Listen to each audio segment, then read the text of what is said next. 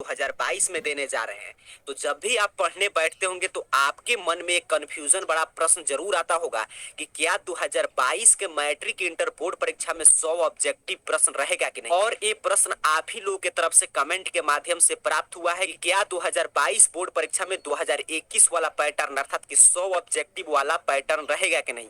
तो आज का ये वीडियो अंत तक देखिए, आपका कंफ्यूजन सारा इस वीडियो के माध्यम से दूर हो जाएगा कि कितना ऑब्जेक्टिव रहेगा और कैसे आपको उन ऑब्जेक्टिव प्रश्न का तैयारी करना है। तो आज के इस वीडियो के माध्यम से हम लोग आपके मैट्रिक इंटर बोर्ड परीक्षा 2022 के एग्जाम पैटर्न की चर्चा करेंगे। दरअसल आप लोग के द्वारा ये प्रश्न इसीलिए पूछा जा रहा है कि आप लोग के मन में एक कंफ्यूजन है कि पिछले साल चूंकि आपके स्कूल कॉलेज और ऑफलाइन क्लासेस बंद था, इसीलिए बिहार बोर्ड ने आपको सुविधा देते हुए 100 ऑब्जेक्टिव वाला पैटर्न लाया था। लेकिन इस साल तो स्कूल कॉलेज और ऑफलाइन क्लासेस खुल चुके हैं, तो क्या 100 ऑब्जेक्टिव रहेगा कि नहीं। तो आपके कंफ्यूजन को दूर करने के लिए पहले आपको समझना पड़ेगा कि वर्तमान में क्या एग्जाम पैटर्न चल रहा है। तो इस समय वर्तमान स्थिति के अनुसार देखा जाए तो आपके क्लास 10th और क्लास 12 में ऑब्जेक्टिव के पूछने का पैटर्न कुछ इस प्रकार है जो यहाँ पे आप देख पा रहे हैं।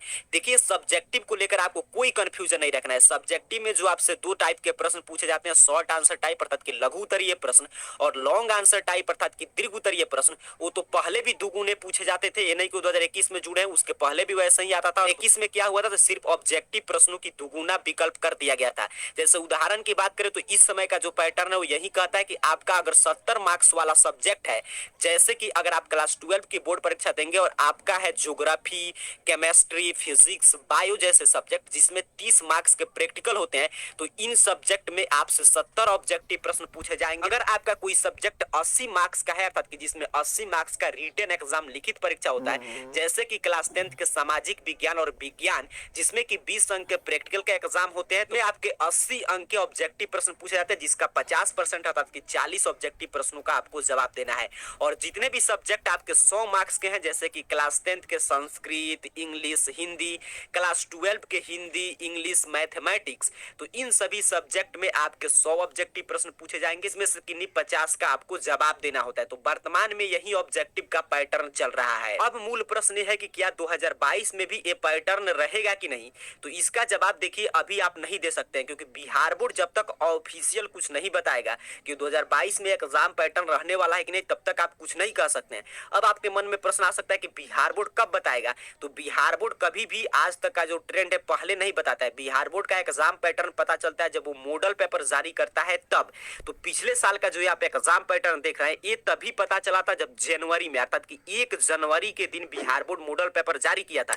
और आप सोच सकते हैं कि 2022 बोर्ड परीक्षा हो या 2021 बोर्ड परीक्षा, आप जानते हैं बिहार बोर्ड का पिछले कुछ सालों से पैटर्न रहा है, फरवरी में आपका एग्जाम हो जाता है। और पिछले साल सोचिए 1 जनवरी के दिन मॉडल पेपर आया था और 1 जनवरी को पता चला ऑब्जेक्टिव प्रश्न भी दो गुने पूछे जाएंगे, जो यहाँ पे आप पैटर्न देख पा रहे हैं। साल कब पता चलेगा, तो इस साल भी पता चलेगा जब मॉडल पेपर लॉन्च होगा तब। मॉडल पेपर कब लॉन्च होगा, तो मॉडल पेपर कितना भी जल्दी लॉन्च होता है तो नवंबर मिड से पहले आज तक नहीं आया है, अर्थात कि नहीं तो आधा नवंबर, नहीं तो दिसंबर जनवरी में ही आएगा। अब बात करते हैं कि सर हम तैयारी कैसे करें, अर्थात कि ये तो कंफ्यूजन है, तो नवंबर दिसंबर से तो हम पढ़कर अपना सिलेबस कंप्लीट नहीं कर सकते हैं। आपके इस प्रश्न का जवाब देखिए इस प्रकार है। नहीं, ऑब्जेक्टिव प्रश्न आपसे कितना भी पूछा जाए, चाहे ये एग्जाम पैटर्न रहे या कोई अन्य एग्जाम पैटर्न रहे, लेकिन आपको समझ कर रखना है कि सब्जेक्टिव प्रश्न तो पहले जैसा पूछा जाएगा और ऑब्जेक्टिव प्रश्न चाहे आपसे 100 पूछा जाए या 60 पूछा जाए, चाहे आपसे 80 पूछा जाए या 48 पूछा जाए, आपको जवाब तो 50% का ही देना है। अर्थात कि 100 ऑब्जेक्टिव प्रश्न पूछा जाएगा तभी आपको 85 बनाना है,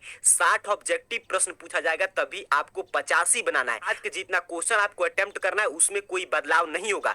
और दूसरा महत्वपूर्ण जानकारी कि आपका सिलेबस कम नहीं होने जा रहा है, आपको तो पूरा सिलेबस पढ़ना है, चाहे 100 ऑब्जेक्टिव आए चाहे 50 ऑब्जेक्टिव आए, इस प्रकार के उलझन में आपको नहीं रहना है। तो आपको क्या करना है, अभी से पूरा आपको सिलेबस समाप्त करने का प्रयास करना है। ऑब्जेक्टिव है तो इसका इतना ही रूल होता है कि देखिए 1-2 मंथ पहले आपको पता चलेगा तो उस समय क्या होगा, आपको थोड़ा सा ऑब्जेक्टिव का बुक लेकर ज्यादा पढ़ लेना पड़ेगा। लेकिन ऑब्जेक्टिव तभी आपको समझ में आएगा जब आप आसानी से सब्जेक्टिव क्वेश्चन पे कमांड किए हैं। आप आपकी जानकारी के लिए बता दें कि बिहार बोर्ड के पिछले कुछ सालों के पैटर्न को हम लोग देखा जाए और जो भी ट्रेंड रहा है क्वेश्चन पूछने का, उसके आधार पे आप कह सकते हैं कि इस साल संभावना है कि पिछले साल वाला ही पैटर्न रहेगा। क्योंकि क्लास 12 के आप जानते हैं कॉलेज में भले ही खुल चुका है लेकिन पढ़ाई हो नहीं रहा है, बच्चे जा नहीं रहे हैं। उसके साथ साथ क्लास 10th के भी भले ही स्कूल खुल चुका है, लेकिन अब कुछ दिन में आपका फॉर्म भराना शुरू होगा, उसके बाद एडमिट कार्ड आएगा, सेंटअप एग्जाम होगा, तब तक स्कूल बंद हो जाते हैं और आपका फाइनल बोर्ड परीक्षा आ जाएगा। तो अर्थात कि इस साल भी पिछले वाला ही पैटर्न रहना चाहिए अगर बिहार बोर्ड छात्रहित का ध्यान रखता है तो, क्योंकि इस साल भी कुछ भी पढ़ाई होने नहीं जा रहा है। कुल मिलाकर आज की इस वीडियो की मैं आपको सारांश बता दूं तो आपको किसी भी तरह के कंफ्यूजन में नहीं रहना है। आपको इस वीडियो के माध्यम से यही समझाना था कि देखिए एग्जाम पैटर्न को लेकर आपको अपने पढ़ाई बाधित नहीं करना है, क्योंकि आपसे चाहे 100 ऑब्जेक्टिव पूछा जाए या 60 ऑब्जेक्टिव पूछा जाए, आपको तो 85 ऑब्जेक्टिव बनाना है। उसके साथ साथ आपका सिलेबस कम नहीं हुआ है तो आपको 100 ऑब्जेक्टिव के लिए भी पूरा सिलेबस पढ़ना है, 60 ऑब्जेक्टिव के लिए भी आपको पूरा सिलेबस पढ़ना है। तो आपको इन सभी उलझन से दूर रहकर अपने पढ़ाई पे ध्यान देना चाहिए। और ऐसे तो मैं आपको हमेशा सजेस्ट करता हूं कि आपको ऑब्जेक्टिव नहीं रटना चाहिए, क्योंकि अगर आप सब्जेक्टिव रटते हैं तो उससे दो बेनिफिट है। एक तो आपका सब्जेक्टिव लिखने का ढंग होगा, उसके साथ साथ ऑब्जेक्टिव आपका उसी से पूछा जाता है, क्योंकि ऑब्जेक्टिव कोई भी स्पेशल तैयार नहीं होता है, जबकि आपको सब्जेक्टिव पे ही ज्यादा कमांड करना चाहिए। करता हूं आप समझे होंगे कि इस साल का एग्जाम पैटर्न क्या रहने वाला है, क्योंकि ऐसा उम्मीद है कि इस साल भी पुराना ही एग्जाम पैटर्न रहेगा, क्योंकि भले ही स्कूल कॉलेज कोचिंग खुल चुका है लेकिन इस समय से सिलेबस कवर करना है, क्योंकि 50% उपस्थिति के साथ सिलेबस, आधा बच्चों को वही चैप्टर आज पढ़ाना है वही कल पढ़ाना है, तो इस तरह सिलेबस कंप्लीट नहीं होगा। ओरिजिनल एग्जाम पैटर्न की जानकारी तभी मिलेगा